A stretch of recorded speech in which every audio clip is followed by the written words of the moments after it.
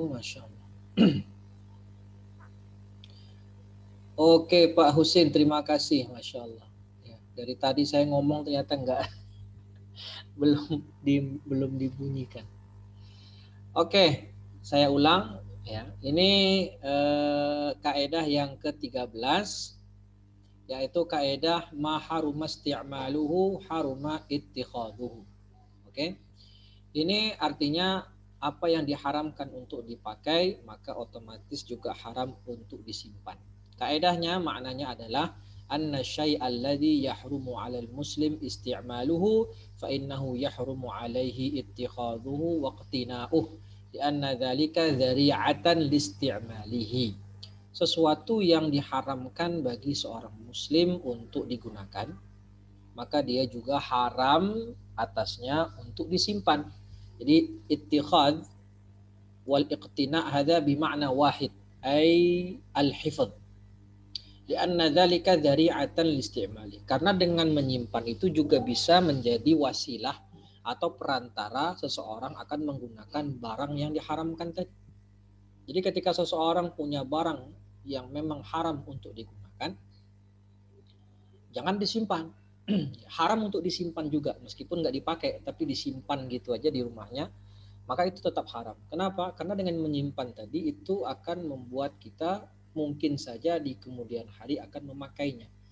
Makanya katakan sama Syekh Labib di sini li'anna dzalika, dengan menyimpan barang yang haram digunakan tadi bisa jadi dzari'ah, bisa menjadi sebab kita akan memakainya suatu hari. Nah, itu makna kaidahnya. Dalilnya mana? Dalilnya di sini. An Abi Sa'id Al-Khudri radhiyallahu taala anhu qala kana indana khamrun liyatim falamma nazalat al-Maidah sa'altu Rasulullah sallallahu alaihi wasallam anhu wa qultu innahu liyatim faqala ahriqu. Dari sahabat mulia Abu Sa'id Al-Khudri radhiyallahu taala anhu, beliau berkata, nah, sahabat Abu Sa'id Al-Khudri ini termasuk sahabat yang paling banyak meriwayatkan hadis dari Nabi Shallallahu Alaihi Wasallam selain Abu Hurairah tentunya dan selain Aisyah. Ya. Jadi sahabat laki yang paling di antara sahabat laki-laki yang termasuk banyak meriwayatkan hadis adalah Abu Sa'id Al-Khudri. Beliau berkata, ya, dulu kami mempunyai khamr ya untuk anak yatim. Jadi dulu jadi khamr itu termasuk al-mal, termasuk harta ya, sebelum diharamkan oleh syariat Islam. Dulu kami punya khamr, yang khamr itu untuk anak yatim. Kemudian ketika turun surat Al-Maidah yang isinya tentang pengharaman khamr secara mutlak, yaitu yang bunyinya a'udzubillahi minasyaitonirrajim, innamal khamru wal maisiru wal ansabu wal azlam rijsun min amalis syaitan fajtanibuh. Kan itu bunyi ayatnya. Jadi pengharaman mutlak terhadap khamr. Semuanya khamr, maisir dan seterusnya itu perbuatan syaitan. Rijsun min amali syaitan. Ya, fajtanibu, maka jauhilah. Maka ketika turun ayat tentang pengharaman khamr tersebut, aku pun bertanya sama Nabi, kata Abu Sa'id, tentang khamr tadi. Ya, kan ini khamr, wa qultu innahu liyatim. Ini khamr untuk anak yatim. Artinya ini harta anak yatim, khamr tadi. Maka Nabi pun bersabda ahriquh, bermakna yaitu urmu, buang. Ya, jadi nggak bisa lagi dijadikan harta untuk anak yatim karena dia sudah menjadi barang yang diharamkan. Ya, karena sudah diharamkan oleh syariat, maka menyimpannya pun tidak boleh. Akhirnya disuruh buang sama Nabi. Nah, apa wajhul istidlalnya? Di sini dijelaskan wajhul istidlalnya dari hadis di atas.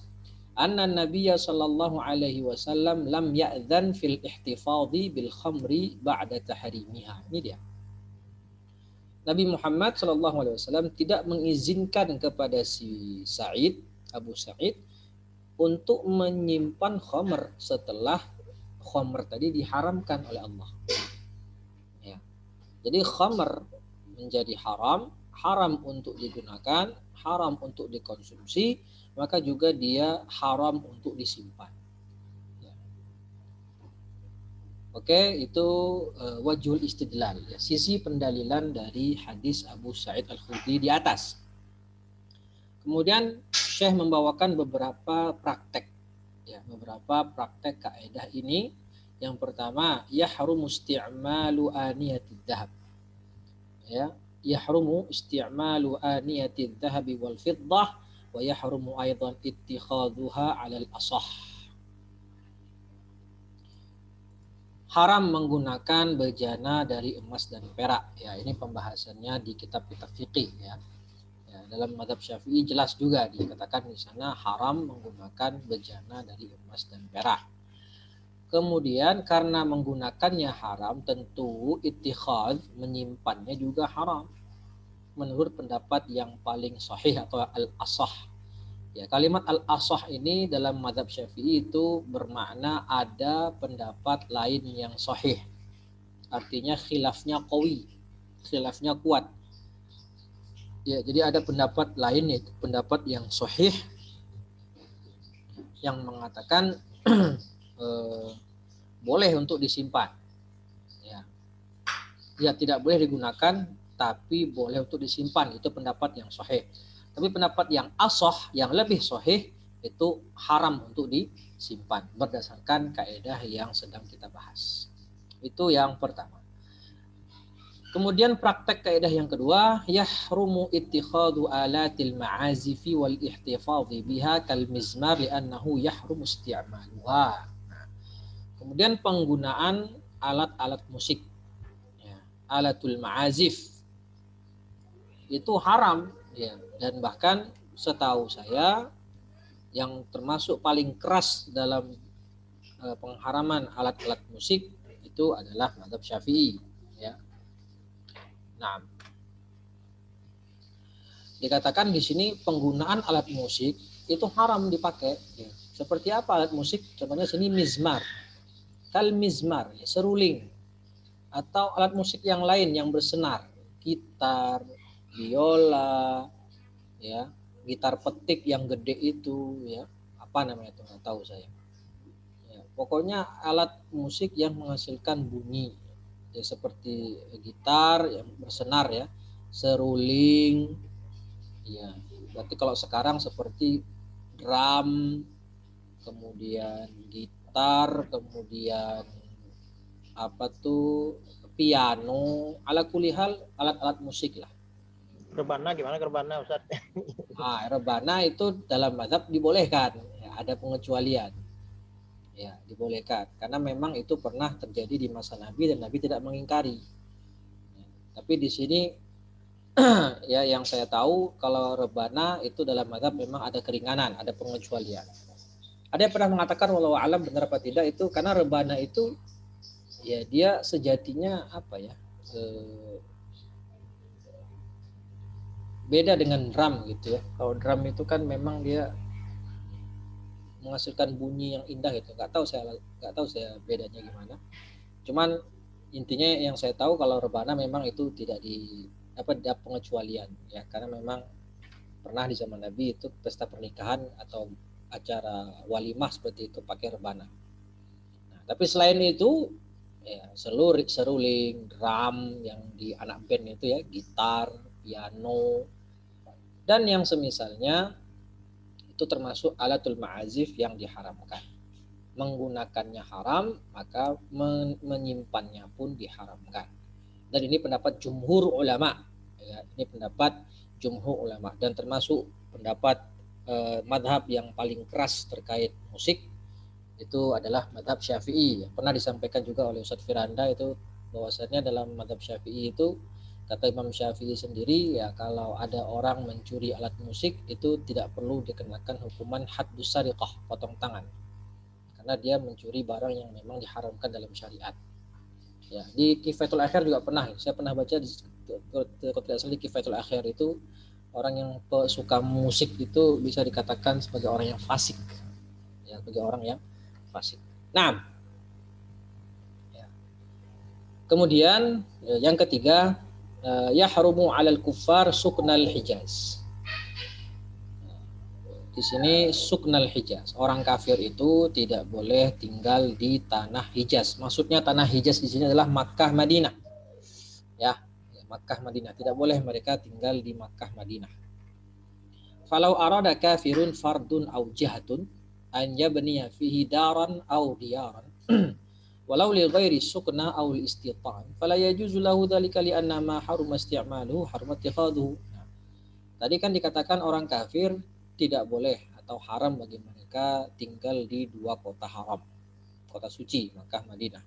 Lalu jika ada seorang kafir baik individu maupun lembaga ya itu ingin membuat atau membangun rumah atau apartemen lah, misalnya membangun bangunan untuk tempat tinggal atau untuk menetap ya, meskipun dia tinggalnya di negerinya tapi dia punya apartemen atau punya rumah, pengen punya rumah di dua tanah haram.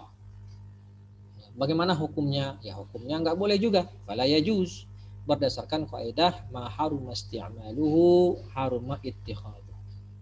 Dianya nggak boleh tinggal di negeri haram, di tanah haram, maka dia juga tidak berhak, tidak boleh memiliki aset, ya, memiliki rumah di tanah suci atau di tanah haram. 4. Yahrumu iqtina'ul majallat allati tahtawi ala suwarin khali'ah wa kullu wasilatin tu'inu 'alal ma'siyah. Tidak boleh juga bagi kita untuk menyimpan majalah yang berisi gambar-gambar seronok, gambar-gambar porno, dan segala sesuatu yang menjadi wasilah yang membuat menolong kita dalam kemaksiatan. Nggak boleh. Apapun bentuk barangnya, selama barang tadi adalah wasilah untuk menolong kita ke dalam kemaksiatan, maka menggunakannya haram dan juga menyimpannya haram. Menyimpannya juga haram. Jadi, ya. Makanya kalau kalau di pondok itu, misalnya kan ada bagian keamanan ya, bagian keamanan itu mendaur, ngecek. Ternyata misalnya ada santri ketahuan membawa buku porno misalnya, maka sebaiknya bagian keamanan langsung memusnahkan barang tadi. Ya, tentunya setelah dilaporkan ke pihak yang lebih tinggi sebagai barang bukti, dan setelah itu langsung dihancurkan. Ya, setelah diambil ya buku porno tadi atau VCD porno atau apapun itu, dilaporkan ke asatidz oleh bagian keamanan. Kemudian setelah dijadikan barang bukti, si anak yang membawa tadi diproses, nah barang tadi segera dihancurkan. Kenapa? Karena kalau disimpan ya terkena kaidah ini, kan nggak boleh disimpan, harus segera dihancurkan. Setelah digunakan sebagai barang bukti maka segera dihancurkan. Kenapa? Karena barang tadi dipakai itu terlarang karena mengandung konten maksiat, dan yang kedua tentu menyimpannya pun dikatakan berdosa. Lianna isti'malaha fi dzalika ghairu jaizin, fakadzalika ittikhad. Ya, karena barang-barang yang disebutkan tadi itu menggunakannya itu diharamkan, begitu juga dengan menyimpannya. Dan contoh lain selain majalah-majalah porno tadi apa? Kutubus sihir wa sya'wadah, buku-buku sihir dan buku-buku perdukunan. Ya, buku-buku perdukunan atau buku-buku yang lain, buku ramalan lah atau apa dan yang semisalnya. Baik, kemudian yang kelima, ma yahrumul la'ib bihi kan-nard. Yahrumu iqtina'uhu wal ihtifadhu bihi aidan. Nah, an-nard bermakna dadu, ya, permainan dadu. Berarti apa? Kalau permainan dadu seperti sekarang ya kayak main apa berarti? Kayak main apa ya? Main apa ya main dadu sekarang, Pak? Monopoli ya, Pak ya? Monopoli bisa juga lah. Monopoli. Ular tangga kan main dadu juga ya, ular tangga. Ular tangga itu. Yang main dadu banyak sekarang ya. Ya, tapi nah di sini juga jumhur ulama mengatakan ya, mayoritas ulama permainan dadu itu ya diharamkan. Maka karena haram, menyimpannya pun haram. Ya. Lihat catatan kaki di sini. Qala al-Bujairimi fi hasyiyatihi al-Iqna'. Ya, ini hasyiyah al-Bujairimi terhadap kitab al-Iqna' ala syarh matan Nabi Suja, ya, al-Iqna' karya Al-Khatib Asy-Syirbini rahimahullah. Di hasyiyahnya itu mengatakan, ya, penulis hasyiyah al-Bujairimi yaitu Al-Bujairi mengatakan wa faraqa asy-syatranj haitsu yukrah in khala 'anil mal. Nah, kalau main dadu itu haram. Oke. Di sini dijelaskan dan pendapat jumhur mengatakan itu haram. Tapi kalau syatranj catur itu berbeda. Ya, catur itu hukumnya makruh jika tidak pakai hutang, tidak pakai uang. Ya, nggak ada taruhan harta di sana. Main catur. Oke. Ya, kalau di kita kan catur ya. Kalau di Jepang apa namanya tuh? Sejenis apa itu? Kalau ketapel itu boleh lah, Ustaz. Ada hadis enggak boleh katanya, Ustaz. Ketapel. Iya. Ketapel bukannya hampir sama dengan keterampilan memanah ya? Atau menembak? Oh, apa itu, Ustaz? Seperti itu. Apa itu? Seperti yang di Palestina itu ada model ketapel juga.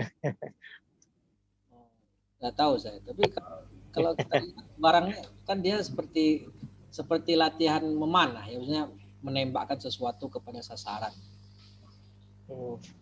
Ya, kalau untuk main latihan doang ya bisa jadi senjata kan, bisa jadi senjata.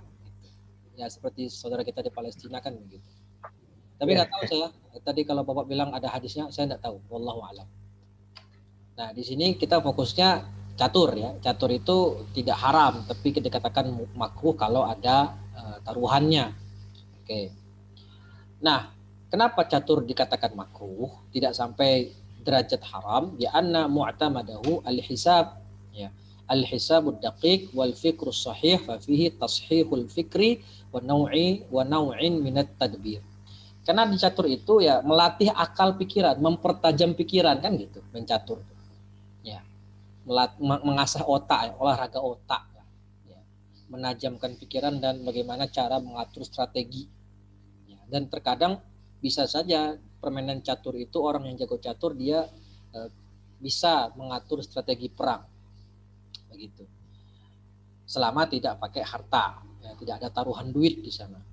Sedangkan an-nard, permainan dadu, itu mu'tamadun nard al-hirz wa takhmin al-muaddi ila ghayatin minas safahah atau minas sufahah wal hamq. Kalau dadu itu ya isinya hanya al-hirzu wa takhmin. Itu hanya tebak-tebak, dugaan, kira-kira. Kan gitu main dadu kan gitu ya. Kita ngocok dadu ya kita nggak tahu berapa keluarnya angkanya. Bisa banyak, bisa dikit kan, bisa dapat angka 4, bisa dapat angka 6 kan gitu. Itu hanya kira-kira. Yang mana itu kata Syekh di sini, kata Syekh Al-Bujairi mengatakan al-muaddi ila ghayatin minas sifa as-safahah wal itu justru membawa kepada kebodohan dan ketololan. Beda dengan catur, catur itu justru mengasah otak, menguatkan pikiran, mencerdaskan pikiran. Sedangkan main dadu itu hanya ya sudahlah buang-buang waktu, dan yang kedua bisa mengakibatkan kebodohan sehingga dikatakan haram. 6 itu yang kaidah pertama. Kaidah yang kedua al-ibratu bil ghalib, yaitu kaidah yang ke-14. Al-qaidatur rabi'ata asyrah al-ibratu bil ghalib. Bahasa sederhananya yaitu yang dianggap adalah yang mayoritas. Nah, itu bahasa sederhananya. Kalau yang jarang atau yang minoritas itu tidak dianggap. Nah, bagaimana maksudnya? Kita lihat penjelasan Syekh Labib. Makna al-qaidah. Al-ghalib ma kathura wuqu'uhu wa wujuduhu. Ya, apa yang peristiwanya itu terjadinya lebih banyak, lebih sering. Sesuatu itu lebih banyak terjadi. Wa ma'na al-qa'idah anna al-ahkama syar'iyyata innama tubna 'ala al-ghalib dunan nadir alladzi la hukma lahu. Hukum syariat itu dibangun di atas sesuatu yang ghalib, yang aktsar, yang paling banyak, yang mayoritas, dan bukan dibangun di atas sesuatu yang jarang. Nah, dunan nadir, yang sesuatu yang jarang itu la hukma lahu, ya, atau annan nadir la ibrata lahu, tidak dianggap. Sesuatu yang jarang itu tidak dianggap. Dalil kaidah. Apa dalilnya? Qaulun Nabi sallallahu alaihi wasallam indama su'ila an dhallatil ibil. Nabi ditanya tentang dhalatil ibil. Itu unta yang tersesat di padang pasir. Ya, dhalatul ibil.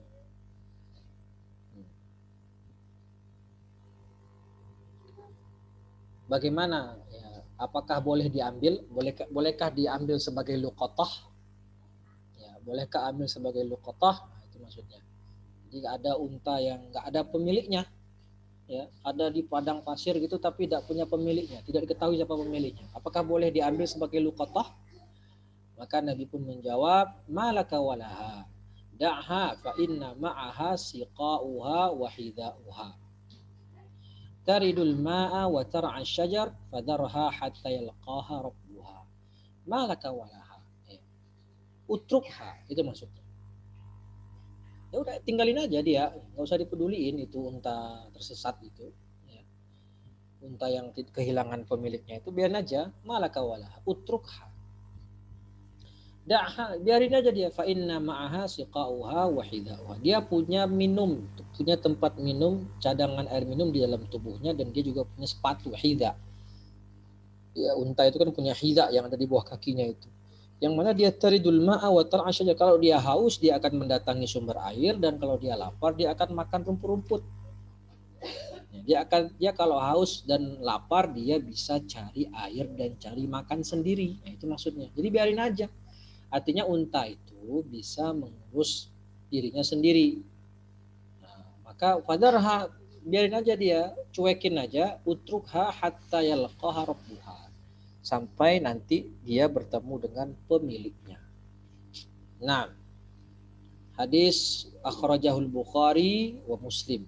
Hadis riwayat Bukhari dan Muslim. Nah, bagaimana wajhul istidlal? Sisi pendalilan dari hadis di atas sehingga bisa menjadi dalil kaidah ini. Apa kata Syekh? Annahu lamma kana al-ghalibu fil ibli istighna'uha an hifdzi ghairiha laha i'tabara an-nabiy sallallahu alaihi wasallam dhalika al-hal wa lam ya'tabir al-hal an-nadira walidha naha an iltiqatiha. Karena fil ghalib, nah ini kan, lamma kana al-ghalib fil ibil, mayoritas kondisi unta yang kehilangan tuannya itu secara ghalib itu dia mampu istighna'uha an hifdzi ghairiha laha. Dia bisa menjaga dirinya sendiri. Ya. Maka dengan begitu Nabi pun mengambil i'tabara an-nabiyyu dzalikal hal, ya, menganggap keadaan yang demikian. Artinya unta itu secara ghalib tidak perlu kita luqatah, ngambil dia sebagai luqatah, karena dia bisa mengurus dirinya sendiri, gitu bahasa sederhananya. Maka karena secara ghalib, secara aksar, unta itu bisa menjaga dirinya sendiri ketika dalam keadaan tersesat tadi, maka dilarang, haram untuk mengambil unta sebagai barang luqatah. Ya.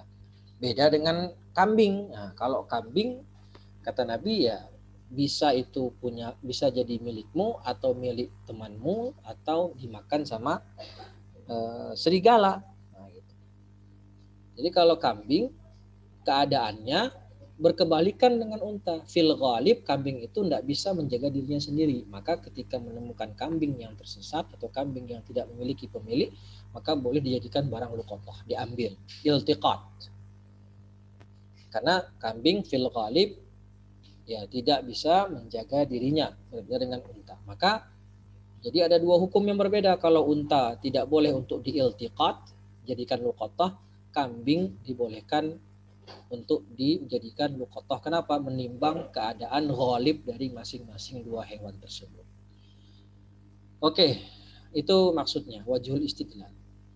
Kemudian tatbiqat al-qaidah. Ya, praktek dari kaidah ini yang pertama, makana mat'uman lil adami walil bahaimi hal yajuzul istinja'u bihi al-ibratu bil aghlab.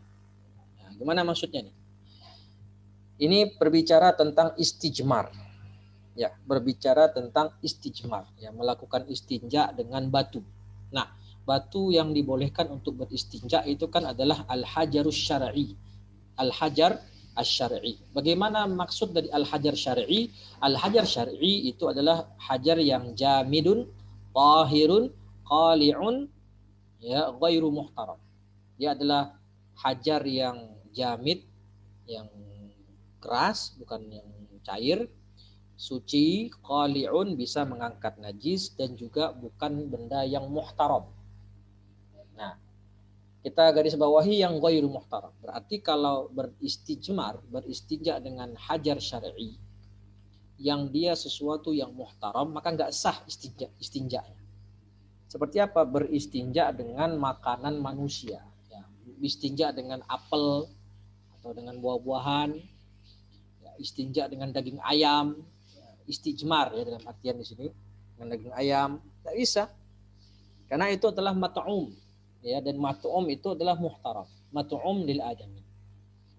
Baik. Nah, di sini kasusnya ada sebuah makanan ini mushtarak. Mushtarak baina lil adami walil bahaim. Makanan ini bisa dimakan, termasuk makanan manusia dan termasuk makanan hewan ternak. Nah, kalau makanan hewan ternak itu ghairu muhtaram, artinya kalau kita beristijmar atau beristinja dengan hajar menggunakan makanan bahaim ada jaiz. Kenapa? Karena makanan hewan itu tidak muhtaram, berbeda dengan makanan manusia. Nah, tapi kalau kasusnya ada sebuah makanan mushtarak antara makanan manusia juga bisa, makanan hewan juga bisa, maka dilihat mana yang paling aghlab. Apakah makanan ini lebih banyak dimakan atau dipakai sebagai pangan manusia atau sebagai pangan hewan? Kalau ternyata yang paling banyak makanan ini adalah dipakai sebagai pangan manusia, maka untuk istinja dengan dia haram. Tidak boleh. La yujzi. Tapi kalau dilihat ternyata makanan ini mayoritas atau lebih banyak dipakai pangan untuk hewan, maka saat itu dia diperbolehkan beristinja menggunakan makanan hewan tersebut. Ya, al-ibratu bil ghalib atau al-ibratu bil aghlab. Ya, semoga paham ya, semoga jelas. Yang kedua, anatati syari'atul islamiyatu ar-rukhasa bis safar. Lima dhinnati husulil masyaqqah ghaliban ma'annaha qad la tujadu ahyanan. Syariat Islam itu mengkaitkan rukhsah. Ya, rukhsah itu dengan ilahnya safar. Ya. Ilahnya apa? Safar dan bukan masyaqqah.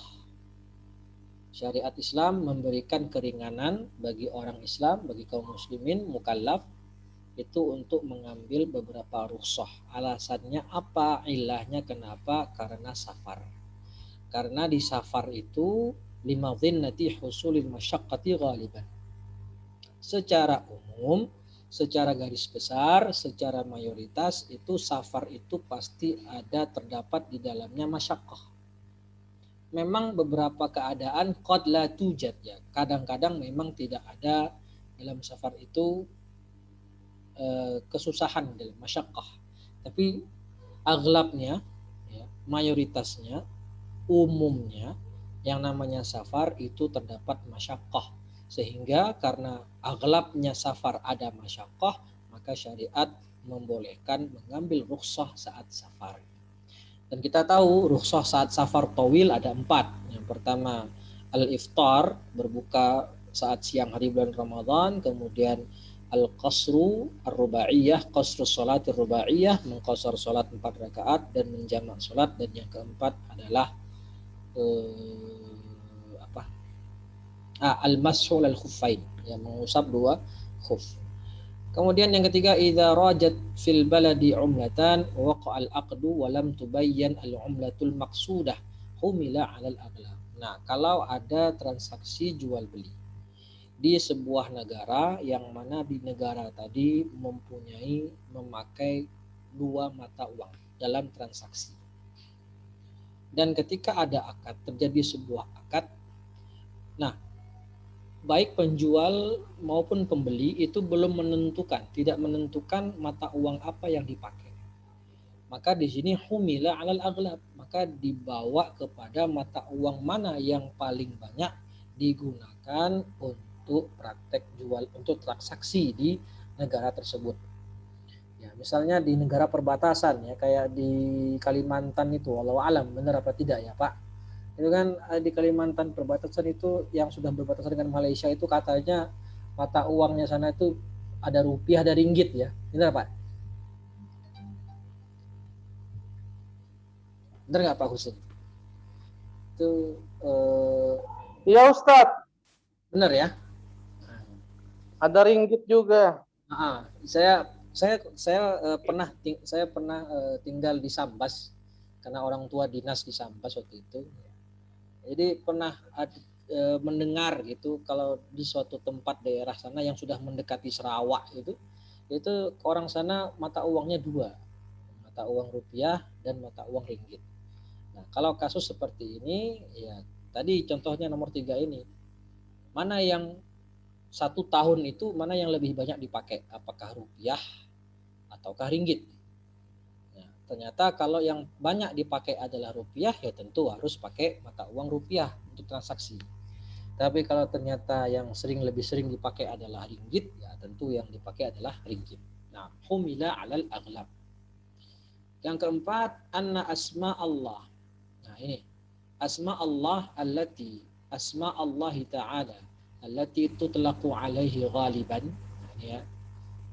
Tutlaqu alaihi ghaliban wa ala ghairihi ahyanan kal jabbar wal mutakabbir idza halafa biha wa nawallahu azza wa jalla au atlaqa in aqadat yaminuhu. Nah, di sini perlu kita ketahui dulu bersama bahwasanya nama asma Allah itu menjadi 3 bagian. Asmaullah itu ada 3 bagian. Yang pertama, ma yutlaqu 'alallahi faqat, yaitu nama Allah yang memang digunakan hanya untuk Allah. Ya, nama Allah yutlaqu 'alallahi faqat, yang digunakan redaksi itu hanya untuk Allah. Seperti apa contohnya? Lafzul jalalah Allah. Yang kedua adalah Ar-Rahman. Dua asma ini itu tidak hanya digunakan untuk nama Allah saja. Yang kedua, asma Allah yang bagaimana? Ma yutlaqu 'ala Allah wa 'ala ghairillah, lakin itlaquhu 'ala Allah aktsar. Ini dia. Ini yang dimaksud. Ada di antara nama-nama Allah itu yutlaq 'ala Allah, digunakan untuk Allah dan juga digunakan untuk selain Allah kepada makhluk, ya. Tetapi penggunaannya untuk Allah lebih sering. Seperti apa? Ya, contohnya di sini Al-Jabbar wal Mutakabbir. Kita bisa juga kan mengatakan seseorang yang sombong namanya mutakabbir, ya. Atau Al-Khaliq, pencipta. Ya, kita bisa mengatakan Al-Khaliq ini maksudnya Allah, bisa juga kita pakai Al-Khaliq ini maksudnya siapa? Orang yang menciptakan sesuatu. Atau Al-Malik, raja. Ya, bisa. Jadi bisa digunakan untuk nama Allah, bisa juga digunakan untuk nama selain Allah. Tapi lebih sering digunakan untuk Allah. Maka kalau ada orang mengucapkan, bersumpah dengan mengatakan wal mutakabbir misalnya, ya, dia bersumpah menggunakan nama Allah wal mutakabbir. Kalau dia halafa biha wa nawallah, kalau dia mengatakan wal mutakabbir awal jabbar, ditanya itu kamu niatnya sumpah atas nama Allah atau enggak? Ya, kalau dia bilang ini maksudnya Allah, maka jelas itu sumpah. Tapi kalau dia wal mutakabbir, wal khaliq atau wal jabbar dan dia atlaqa, enggak dijelaskan apakah kamu maksudnya itu Allah atau enggak? Enggak, saya atlaqa. Maka kalau dia menggunakan lafaz al-jabbar yang dia mengatakan wal jabbar, dan al-jabbar adalah termasuk nama Allah yang digunakan untuk Allah dan juga digunakan untuk selainnya, tapi penggunaannya untuk Allah lebih banyak, maka kita lihat al-ibratu bil ghalib. Maka dia berarti melakukan sumpah in aqadat yaminuhu dengan kalimat al-jabbar tadi. Ya. Karena dari kan atlaqa. Kalau dia niat buat Allah jelas itu sumpah, tapi kalau dia atlaqa mutlak gitu saja. Ya, wal jabbar, maka ternyata Al-Jabbar ini adalah lafaz yang lebih banyak digunakan buat Allah. Maka dia dianggap sebagai orang yang bersumpah. Baik, semoga dapat dipahami ya. Nah, kemudian kan tadi yang kedua, yang ketiga, nama Allah ada yang yutlaqu 'ala Allah wa yutlaqu 'ala ghairillah, lakin itlaquhu 'ala ghairillah aktsar. Nah, yang nomor 3 ini ada asma Allah yang digunakan untuk Allah dan juga untuk selain Allah, tetapi penggunaannya untuk selain Allah lebih banyak. Seperti As-Sami' wal Basir, Al-Hayyu. Ya, kita bisa mengatakan seseorang itu As-Sami' karena punya pendengaran, ya, tapi juga bisa digunakan untuk Allah. Nah, tetapi penggunaan As-Sami' wal Basir wal Hayyu itu penggunaan itlaqnya itu lebih sering digunakan kepada selain Allah. Nah, berarti konsekuensinya kalau seseorang mengatakan Was-Sami', dia bilang gitu, Was-Sami'. Kalau dia atlaqa berarti tidak inaqadat yamin. Kenapa? Karena lafaz As-Sami' itu lebih ghalib digunakan kepada selain Allah. Tadrib, ya, latihan. Yang terakhir, bimuraja'ati kitab az-zakati fil fiqhi satajidu anna ba'd al-ahkam buniyat 'ala al-aghlab. Uzkur mithalaini lidzalik. Ya. Satu contoh saja, ya, terkait kaidah al-ibratu bil ghalib ini ada pembahasannya dalam fikih zakat. Terkait yang berkaitan dengan syarat zakat hewan ternak, ya, yata'allaq bi syurutiz zakah fi bahimatil an'am, berkaitan dengan syarat sah zakat hewan ternak.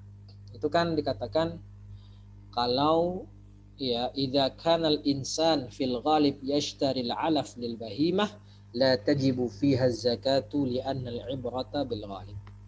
Dalam 1 tahun dilihat apakah lebih banyak dia membeli pangan untuk hewannya tadi atau lebih sedikit. Misalnya dalam 1 tahun selama 8 bulan dia membeli pangan untuk makan hewannya. Pakai uang, keluar duit untuk beli pangan binatang ternaknya. Sisanya 4 bulan itu hewannya dia gembalakan di padang rumput, makan secara gratis rumputnya gitu. Maka dengan begitu dilihat 8 bulan dia beli pangan, 4 bulan dia nggak beli pangan. Maka karena mayoritas 1 tahun dia lebih banyak membeli pangan, maka tidak wajib zakat atasnya. Maka kebalikannya, kalau selama 1 tahun hanya 4 bulan saja dia membeli pangan, sisanya 8 bulan dia menggembalakan hewannya tadi di padang rumput terbuka, tak perlu butuh beli pangan, maka dia wajib mengeluarkan zakat bahimatul an'am dengan ketentuan yang telah dijelaskan dalam kitab-kitab fikih bab zakat. Ya, jadi kan itu prakteknya, kaidahnya tetap al-ibratu bil ghalib. Mana yang paling sering, yang paling banyak di selama setahun? Apakah lebih banyak dia keluarkan uang untuk beli pangan atau tidak? Kalau banyak keluarkan uang, maka al-ibratu bil ghalib, dia tidak wajib zakat. Sebaliknya, kalau lebih banyak dia pakai, lebih banyak makan langsung lewat padang rumput tanpa beli pangan, maka juga dia tidak wajib kena, maka dia wajib kena zakat. Nah, mungkin demikian yang bisa saya sampaikan, Bapak-bapak sekalian yang dirahmati Allah Subhanahu wa taala. Monggo, ada yang mau ditanyakan silahkan. Iya, Pak Ustadz mau tanya Ustadz. Oke, Mas Rizky ya? Ustadz, Oke. Ya, silakan Mas. Ya jadi gini Ustadz, kan ada keluarga sakit, kemarin Ustadz sakit. Nah, karena sakit dia lemah Ustadz. Nah, karena dia posisi lemah, dia mengkosor Ustadz, meringkas sholat. Nah, sedangkan setahu anak kan mengkosor itu kan buat yang safar ya. Ya. Nah, kenapa dia bisa berpendapat seperti itu? Yang pertama karena memang dia ngerasa lemah, dia nggak kuat melaksanakan 4 rakaat. Ya. Yang kedua, dia juga itu Ustadz yang melihat ada ustadz-ustadz yang membolehkan menjamak ketika safar, bahkan menjamak kosor ketika safar. Ya. Kalau misalkan di safar dibolehkan menjamak, kenapa ketika sakit tidak boleh mengkosor? Nah, yang jadi pertanyaan, apakah ada pendapat ulama yang mendukung yang keluarga ini Ustadz? Atau kalau memang itu memang salah, kira-kira bagaimana cara bertobatnya gitu Ustadz? Oh iya. Terima kasih Pak. Ya, Masya Allah. Unik ini ya. Ya, saya baru tahu juga sekarang ini. Saya menjawab dari sisi fikih Syafi'i karena saya lebih mendalami fikih Syafi'i sebagaimana yang pernah saya sampaikan. Betul, yang namanya mengqashar itu hanya diperbolehkan saat safar. Itu pun safarnya safar tawil kan. Dalam mazhab Syafi'i itu 83 kilo, lebih kurang seperti itu. Nah, tadi dikatakan kondisinya lemah, tidak bisa sholat, ya tidak bisa kalau 4 rakaat susah. Yang boleh dia gunakan, rukhsah yang dia ambil adalah menjamak ya, karena memang ada pendapat dalam madhab mengatakan boleh menjamak sholat ketika dalam keadaan sakit. Ada pendapat madhab Syafi'i seperti itu, ada. Bisa menjadi rujukan, bisa menjadi pendapat yang diambil. Kalau kita sakit, ya maka kita boleh menjamak sholat dalam satu waktu. Tapi bukan diqashar. Nah, kalau dikatakan badannya lemah, nggak kuat, lah kan dia bisa mengambil rukhsah dalam gerakan sholat. Kalau nggak sanggup berdiri, ya bisa dengan duduk, kan begitu. Kalau nggak sanggup duduk, bisa posisi berbaring ke kanan. Kalau nggak bisa berbaring ke kanan, bisa berbaring terlentang. Ya, nggak bisa terlentang, ya bisa dengan gerakan tangan saja, ya, atau isyarat. Ya, dan seterusnya, kan itu ada keringanan-keringanan rukhsah dalam Islam orang yang tidak mampu melakukan sholat secara berdiri, ya kayak lemah tadi. Tapi bukan berarti dia boleh qashar, karena ya jumhur ulama setahu saya ya dalam mazhab Syafi'i sendiri ya yang namanya qashar itu hanya diperbolehkan saat safar saja, itu pun safar tawil. Ya, berarti kondisi seperti itu, berarti apa yang dilakukan oleh orang tadi mengqashar sholat padahal dia tidak safar, alasannya lemah dan segala macam, ya ini kurang tepat. Ya, kurang tepat. Dan dia katakan kalau menjamak saja boleh saat safar, maka kenapa nggak boleh qashar saat tidak safar? Itu logikanya kebalik dong. Yang boleh dijamak yaitu yang boleh dilakukan adalah menjamak sholat saat safar. Maka saat ketika tidak safar pun boleh dalam beberapa keadaan tertentu seperti hujan ya atau sakit ya, itu boleh menjamak bukan mengqashar, karena ketentuannya mengqashar kalau safar tawil. Lalu bagaimana caranya ya, saya tidak tahu ada ulama yang membolehkan demikian ya, saya nggak tahu, wallahu a'lam, belum pernah saya ketahui ada yang boleh mengatakan boleh mengqashar meskipun tidak dengan safar, alasannya masyaqqah ya, nggak tahu saya, wallahu a'lam. Ya, saya baru tahu barusan. Setahu saya itu tidak ada. Ya, setahu saya tidak ada, atau mungkin jumhur ulama bahkan tidak boleh mengqashar kalau tidak safar. Nah, berarti bagaimana cara memperbaikinya? Solusinya bagaimana? Ya, berarti dia sholat tidak sah. Apa yang dia lakukan itu kan berarti terhitung tidak sah. Kenapa? Karena mengurangi jumlah rakaat yang tidak ada uzur di sana. Berarti kan kurang rukun. Kalau rukun kurang, ya berarti sholatnya dianggap la yasih, la tasihhu sholah. Izan mutalabatun bil i'adah. Dia wajib mengulangi sholat tersebut. Ya, harus dia mengulangi. Kenapa? Karena sholat yang dilakukan diqashar padahal tidak safar itu tidak sah, tidak teranggap, maka dia wajib untuk mengulanginya. Ya, mengulanginya ya semampunya, mengulangi dengan bagaimana caranya, ya dengan cara duduk atau dengan cara berbaring, semampunya ya, karena ketentuannya sudah ada ya, dalam syariat, bukan malah memendekkan sholat padahal tidak ada uzur di sana ya. Qashar uzurnya hanya safar tawil ya, kalau jamak mungkin diperbolehkan. Baik, begitu Pak Rizky ya, wallahu a'lam. Oh ya baik Ustadz. Jadi kalau misalkan si keluarga sudah sembuh Ustadz, dia harus menambah atau gimana nih? Atau dia harus tiap sholat dia nambah gitu atau gimana gitu? Enggak, Misalnya bukan bukan menambah, itu namanya albina, bukan, tapi istiqnaf. Istiqnaf itu artinya mengulang dari awal. Artinya sholat yang dia kerjakan dua kemarin itu sama sekali nggak dianggap, harus mengulangi dari awal. Ya, jangan nunggu sembuh. Misalnya lagi sakit pun, ya dia tetap harus mengulang sholatnya tadi, karena kan waktunya kalau nunggu sembuh nanti kelewat kan, takut keburu meninggal duluan kan. Maka mumpung sempat masih ada waktu, maka silahkan mengulang sholatnya tadi. Ya kalau dia nggak sanggup untuk berdiri, ya silahkan duduk atau berbaring, tapi tetap jadi 4 rakaat. Dijamak saja boleh. Jadi hak dia adalah menjamak, bukan mengkosor gitu. Iya ini Ustaz, jadi yang masalahnya keluarga itu kan sudah dia 2 minggu dia seperti itu, kemudian dia sembuh, kemudian dia baru tahu kalau itu nggak boleh gitu. Dia juga menyesal gitu, kenapa kok dia ngambil kesimpulan seperti itu gitu Ustaz. Berarti selama 2 minggu sholatnya kosor semua. Iya Ustaz gitu. Ya kecuali maghrib sama subuh Ustaz. Oh ya, karena memang nggak bisa nggak bisa dikosor ya. Iya.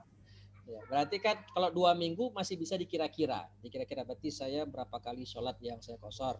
Nah, nanti dia hitung, kemudian dia ulangi setiap, misalnya dia sholat zuhur 4 rakaat, nanti plus ditambah zuhur yang qadha, yang i'adah tadi, yang mengulang.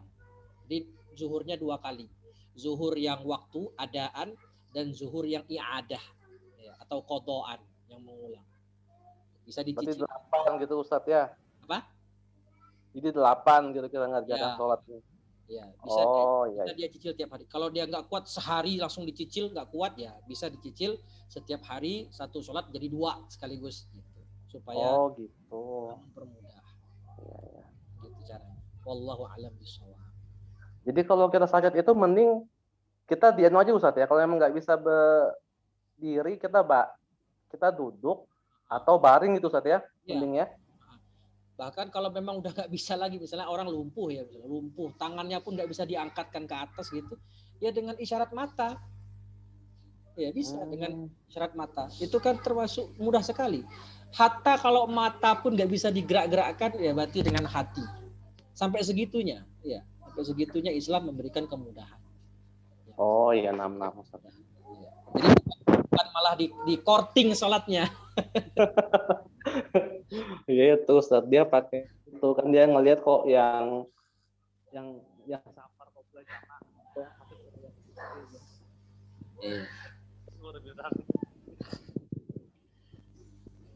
Baik, wallahu a'lam bishawab. Ya baik Ustaz. Terima kasih Ustaz ya. Jazakallahu khair. Bayakum. Baik, ada lagi?